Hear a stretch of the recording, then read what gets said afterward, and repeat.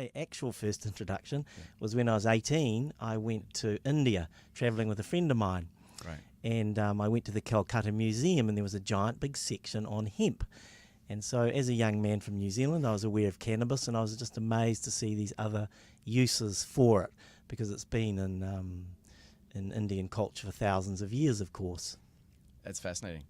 I've been in Calcutta as well, and I've worn hemp clothing as well. Probably in Calcutta, I wore hemp clothing, and it's amazing how that fiber has been put in the same sort of bucket and almost vilified and kind of pushed to the side a little bit. Is there? Yeah, well, in the old days, if you were a lord in England, you had to pay the local king in hemp each year. Right. You were actually obliged to grow X amount of hemp, because the hemp fibre was the that fueled the industry before the Industrial Revolution, which was really the block and tackle.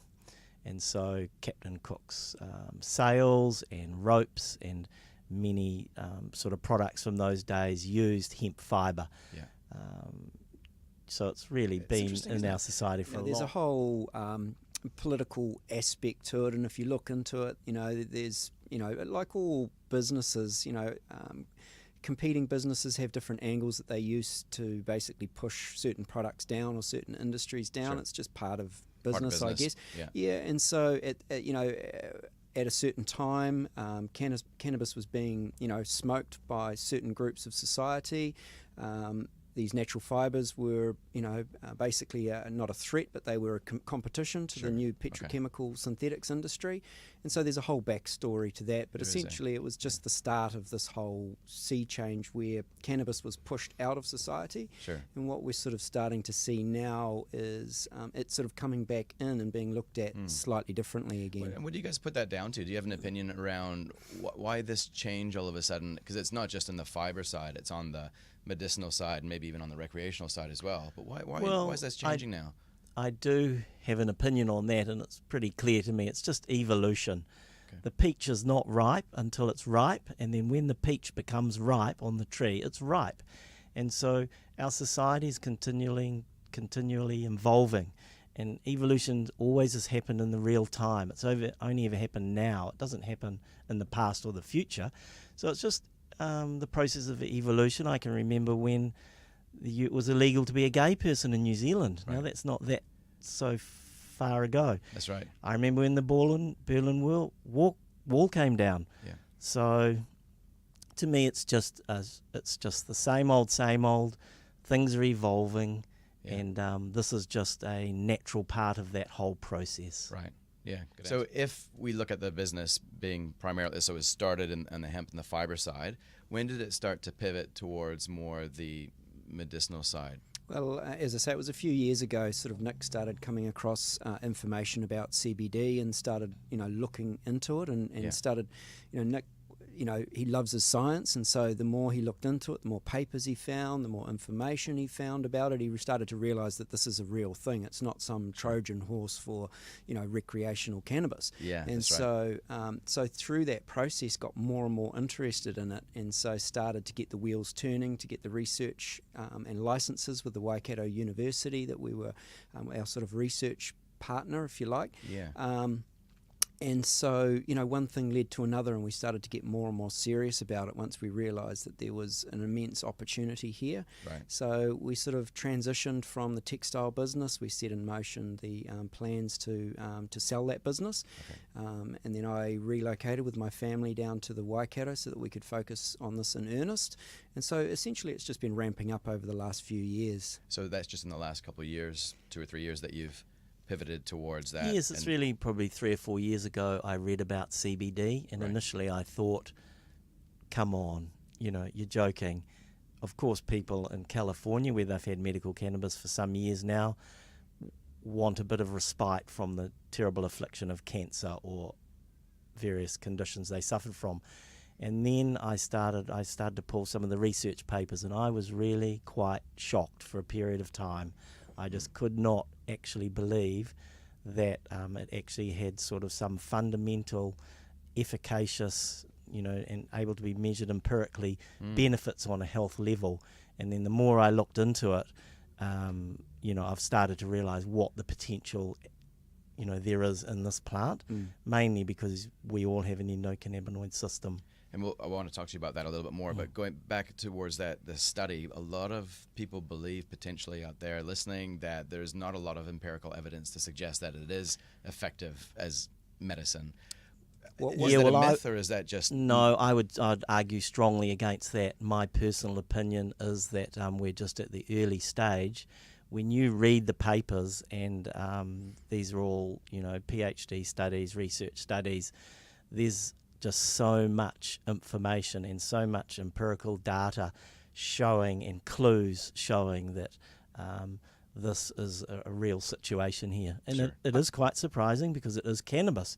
This is the oddest thing. If it was some other plant, Wouldn't be a big deal. it wouldn't be a big deal, but it turns out it just happens to be the plant that has this recreational component to it, but it has an equally or even more interesting medical component to it. Sure. And that's the bit that really excites me personally, is the science around the medical applications. And going back to that research side of things, I think where a lot of the research has still got to catch up is with, say, clinical trials. So Nick's 100% right. There's a large amount of research out there that's showing that it is effective in a lot of areas.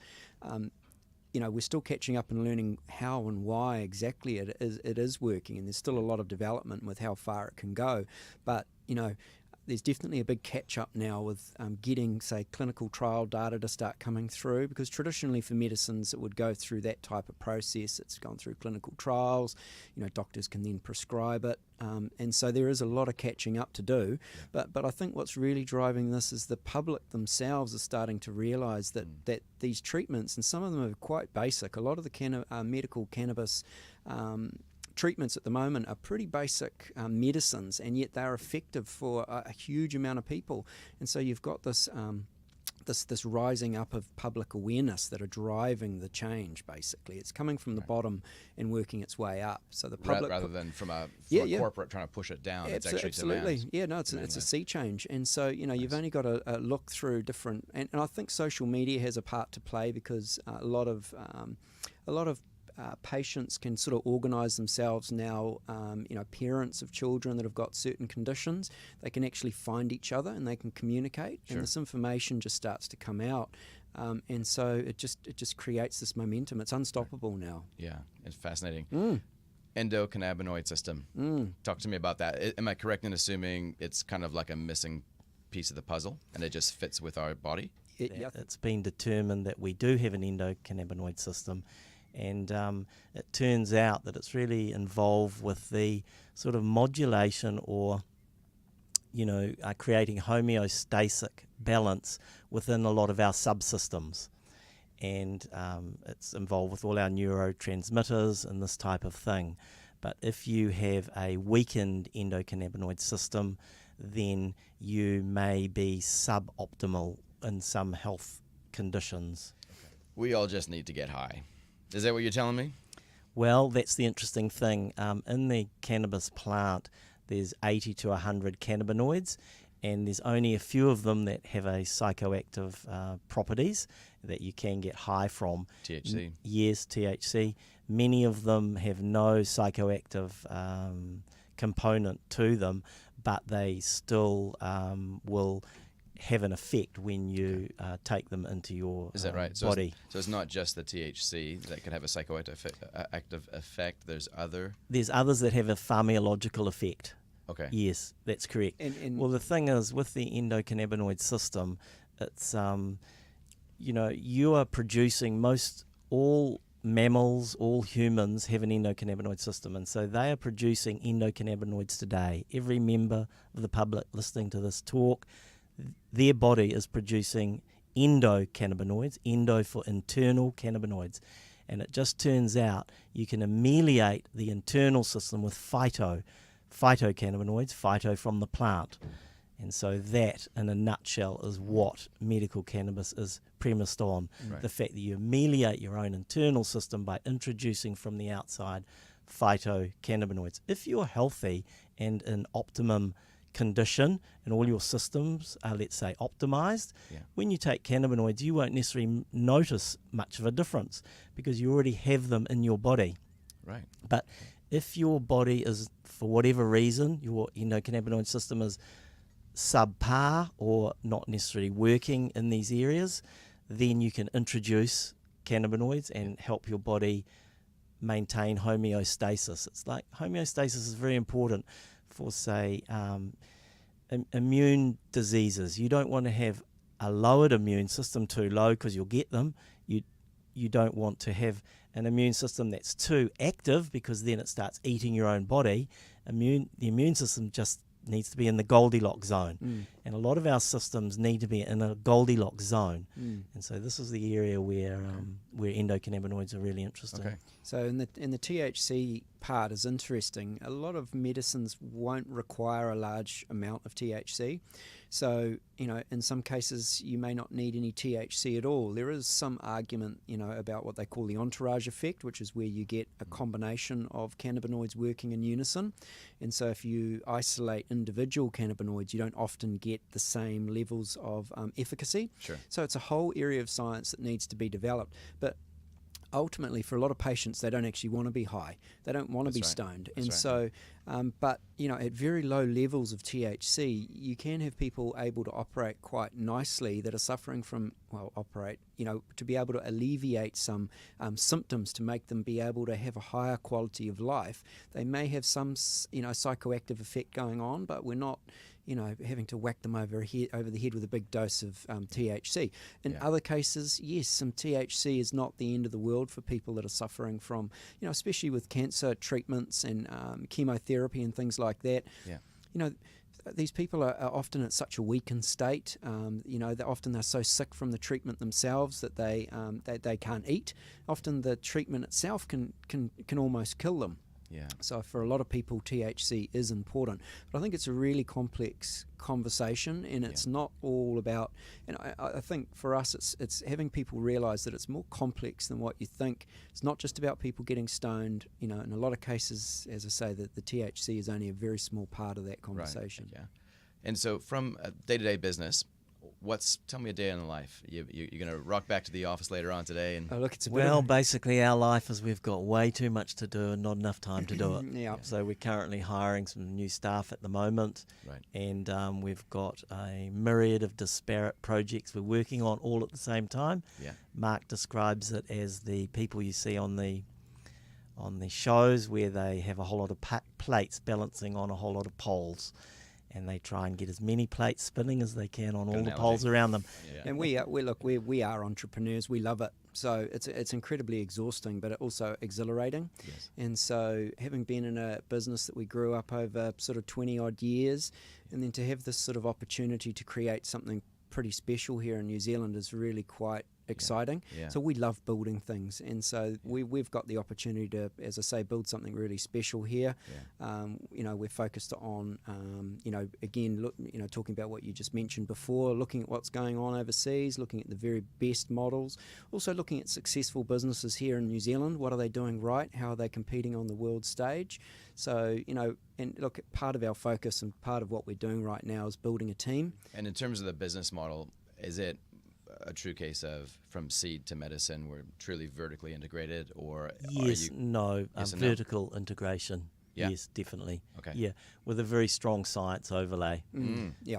The reason why I personally love this business is because it's an opportunity to grow quite a big business, so that's exciting. Yeah. Second thing is you're going to have resources to be very sustainably sound and really pay homage to environmentalism, because this is an issue that really concerns me personally, and so we're going to be very hard out on that topic, because the world needs to change and someone needs to start doing it, and so we're definitely going to be one of those people. So that really excites me. It must feel pretty good that you're actually doing something which will be financially viable, but it's also really aligned with who you are, right? Well, I can be environmentally, sensible at home, but if we've created a big business, I'm going to have more resources to throw at that topic within our business, and also as a motivator for society. So there's two things: grow the business, really keen on environmentalism just because it's a personal thing for me, And then the third thing is the science. The science is absolutely fascinating. I know that I'll be able to get up for the rest of my days and go into the lab, talk to the scientists we're working with, that we employ, because that's discovering things. And that's just really very, very interesting and super stimulating for someone like me. And how does it work with the university? Is the University of Waikato, correct? Yes, correct. So how does that relationship work? Is that on the research side? Well, the thing is with universities, I call them the ivory towers. They're really full of people who just want to study things. They need to study them to get the bit of paper and the degree. And then a lot of the people who are there permanently, they just love to study things. So if you're a commercial company, you can touch base with universities, and if you do it correctly and find the right sort of people, they'll also want to study the same thing that you want to study. Yeah, so it's a beautiful symbiotic relationship. Yes. And then there's the government. There's Callaghan Innovation and various ADMAD funding organisations that you can then apply to, so you can get support from your society, you can get support within a university, and then you can create study programs. And it's just a win-win for everyone. So from an investment point of view, Yep.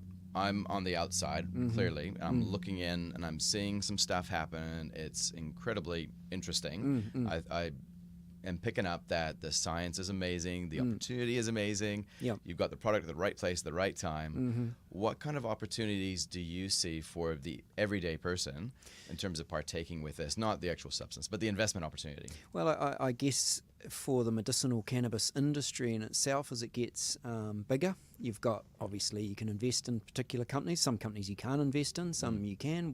Ours will be one that the public will be able to be involved with. There's also, the picks and shovels. It's what auxiliary businesses are going to be around the space, providing products or services to that, Right. So we're getting inundated already with different companies that provide services that they think we might need. And so, Like organic fertilizers. yeah, you name it. You think it. about it.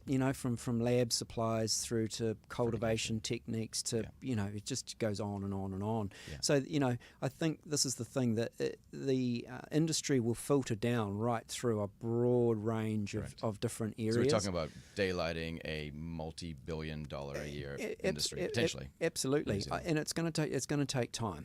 Because society has to understand medicinal cannabis a lot better. It needs to understand from a regulatory point where we need to be. We'll put it this way: THC is the main compound that is psychoactive, produces a high. So really, under the current laws, that's the compound that needs to be regulated. Sure. It's not, so it needs to be sort of controlled. But, a lot of these compounds are not psychoactive, and so it's really society understanding, okay, well, really, do we need to regulate some of these other compounds as seriously as we do THC? So, it's just going to take time to slowly find its way through. As society becomes more aware of it, the regulators start to loosen their restrictions on it. But look, there's a lot of interest in the sector, but the reality is that it's going to take time. And you're poised to be, you can absorb that time if it takes longer than what we expect? Well, look, the reality is if you're looking at the space carefully and you're analysing it, then you have to plan for that, That's right.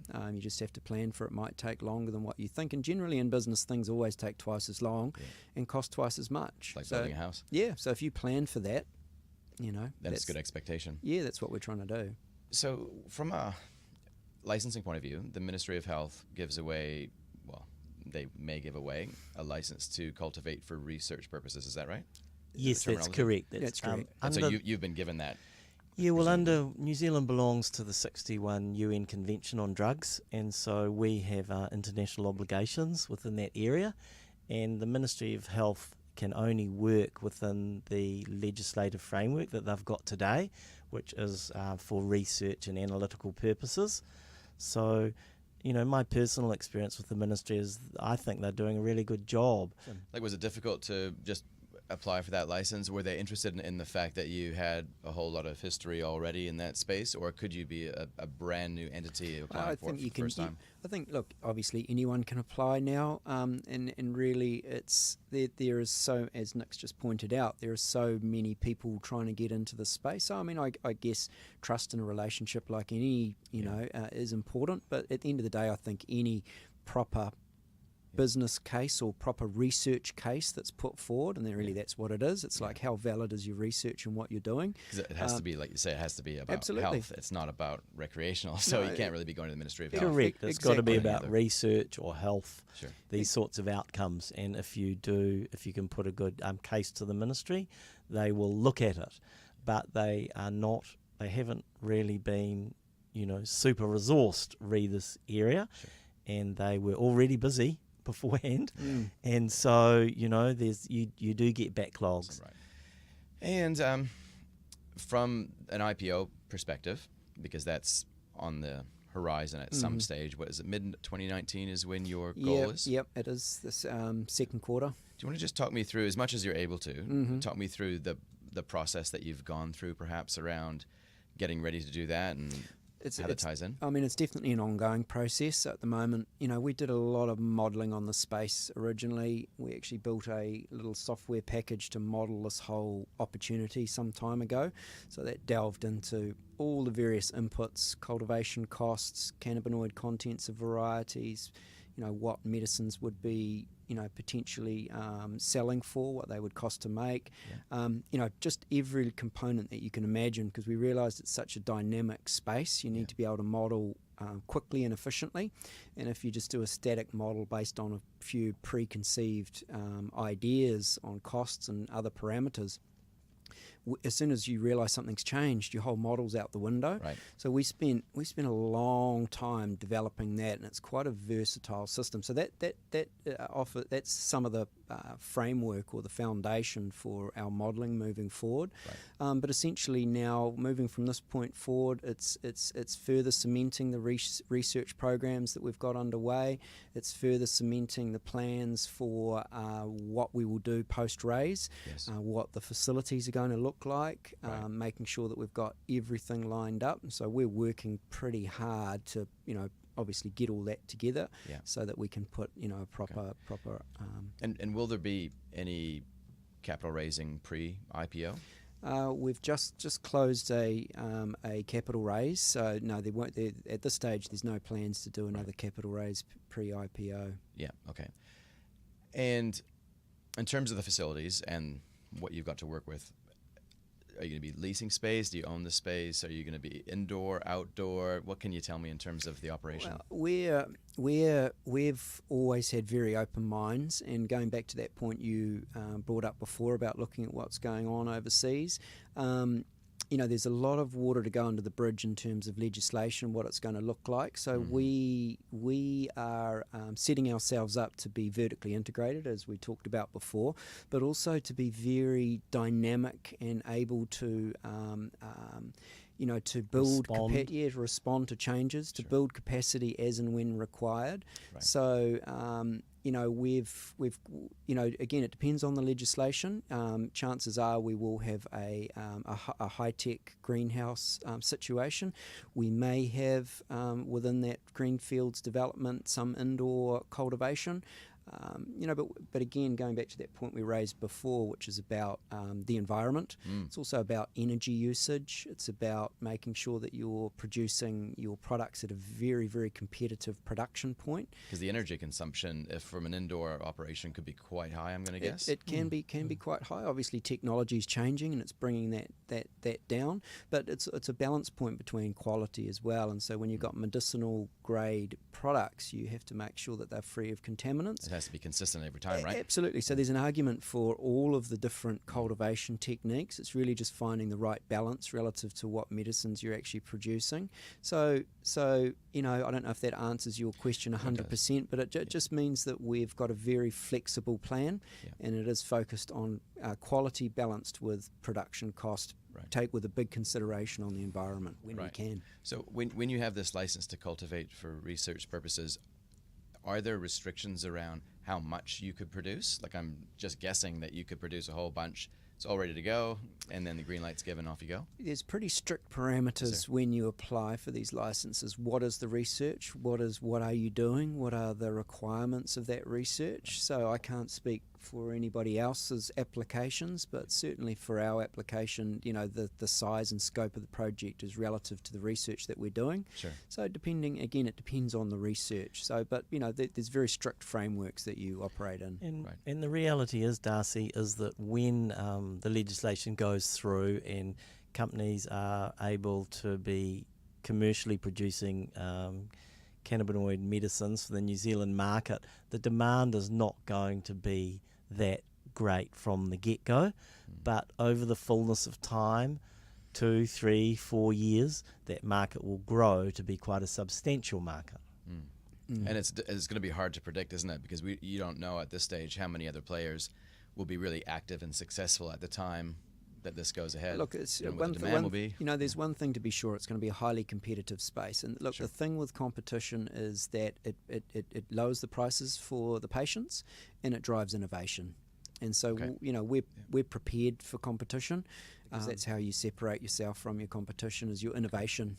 So Right. so just with a really careful look at the basics of economics of running a business, production costs, quality. Those are all They're very things dear to our heart. To survive in this industry, because there'll be a lot of competition, you're going to have to have one of the lowest production price points, and you're going to have some of the highest quality. You're going to have to combine that with some of the best promoted brands. Sure.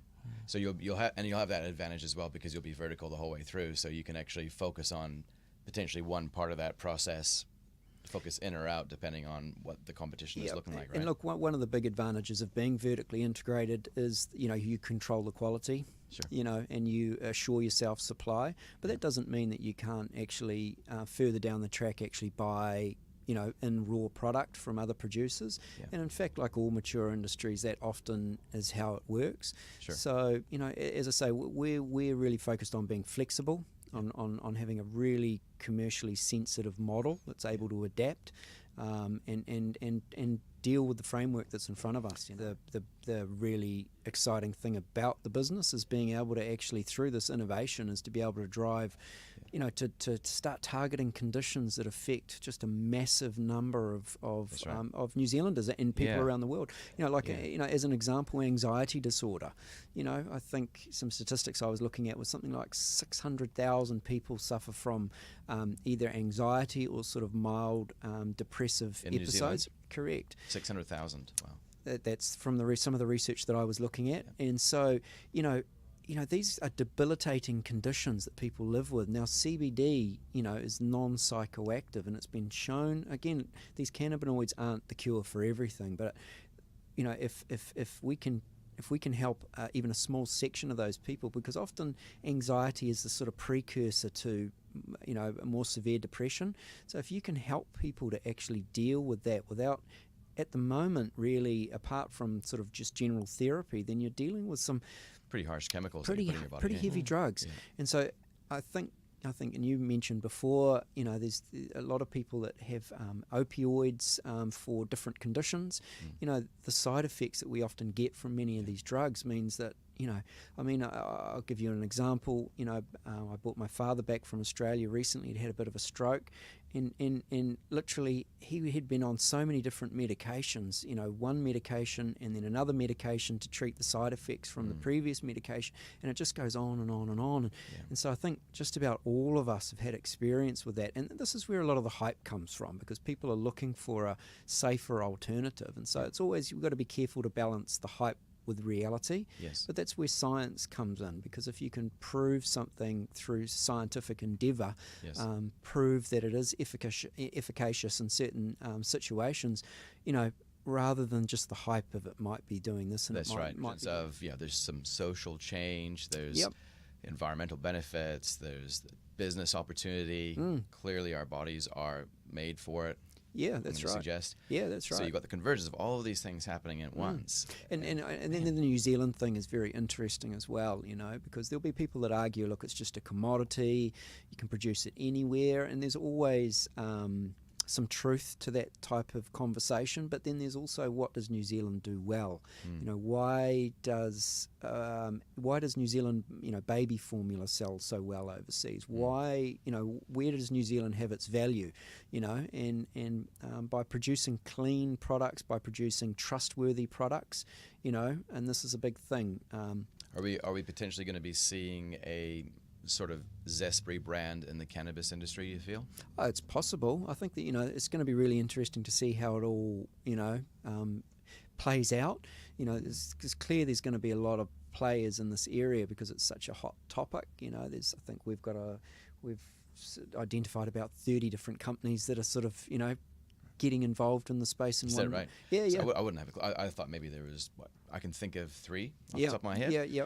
But there's so much more going on behind Yeah, the scenes, yeah, I guess. there is, absolutely. Yeah. Okay. And so, again, it goes back to that competition standpoint Right. where we know it's coming. And so, you know, from an investor's standpoint, if they were looking to invest in a company like Cannasouth, we've got our eyes wide open about what's ahead of us. So how can I get in? Yeah, well, How can I get in? Next year you can Give us your email address. Yeah, We'll that's put you right. on the We'll list. pop you on the list. You know. Perfect. Yeah. Yeah, yeah. No, awesome. Well, thanks very much, guys. Like, there's hours and hours of Yeah, questions that I absolutely. could throw at you. We'd be happy to come back and have another chat at some That would stage. be fantastic, Yeah. especially right before we go IPO, right? Yeah, We'll, yeah. But while we can still say things. That's right. Yeah, yeah. No, thanks very much, Mark. Thanks very much, Nick, for joining us from Cannasouth. Now, lastly, before we go, if people want to find you or find out about what Cannasouth is up to and get into a little bit more detail, where could they go? Well, our website, cannasouth.co.nz, Okay. that's going through an update process at the moment. We'll have a sort of investors section in there shortly, Yes. and that will give people a bit more information about what's going on, how to invest, and Perfect. You know, So, yeah. and is there an option to opt in for a newsletter where we can get updated? Not at the moment, but you can certainly go to our Facebook page or flick us an There you go. email. So yeah, and Perfect. yeah, we're sort of getting all that set up at the moment. Fantastic. All right, really appreciate your time today, guys. Yeah, well, Thanks, thanks very Darcy. much, Darcy. Really nice to talk to Yeah, you as really, well. really Likewise. good. Anytime. Cheers. Thanks again.